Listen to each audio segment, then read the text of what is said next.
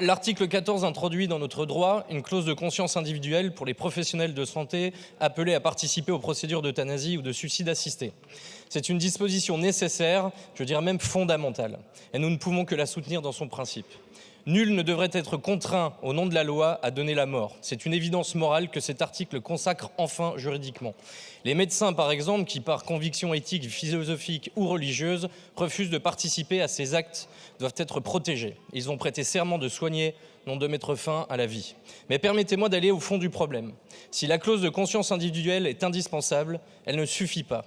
Car derrière chaque professionnel, il y a un établissement. Et derrière chaque établissement, il y a une identité, une histoire, souvent une vocation spirituelle ou confessionnelle.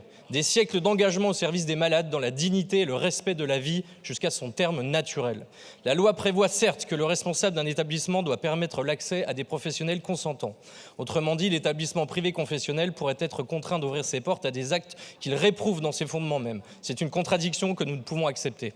Qu'adviendra-t-il de ces établissements qui ont consacré leur existence à soigner et à accompagner, jamais à donner la mort, si demain la loi les oblige à devenir, contre leur gré, des lieux d'euthanasie?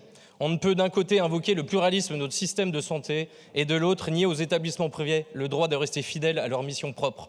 C'est précisément pourquoi nous défendons un amendement instituant une clause de conscience collective. L'article 14 tel que rédigé est incomplet. Il protège l'individu mais abandonne l'institution. Il faut aller plus loin. Je vous remercie.